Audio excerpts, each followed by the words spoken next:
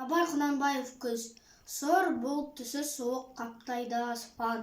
Күз болып дымқыл тұман жерді басқан. Білмеймін тойғаныма, толғаныма, ұйқы ойнап бие қашқан тай жарысқан. Жасыл шөп бәйшешек жоқ бұрынғыдай, жастар күлмес, жүгірмес бала шулай. Кәріші салт кемпірдей түсі кетіп, жапырағынан айырылған ағаш қурай. Біреу малма сапсиды салып үйін, салбыраңқы тартыпты жыртық киім. Енесіне ертіп шуда жібін, жас қатындар жыртылған жамайды үйін. Қас тырнақ қатарланып қайтса бермен, астында ақ шомшы жүр ол бір керуен. Қай ауылды көрсең де жабыраңқы, күлкі ойын көрінбейді сейіл серуен. Кемпір шал құржан қағып бала бүрсен, көңілсіз қара суық құрда жүрсен.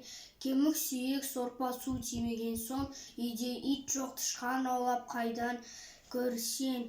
Күзеу тозған оты жоқ елдің маңы, тұман болар жел соқса жан тозаны. От жақпаған ені сұрға ашып, ыстан қорыққан қазақтың құрсын заны.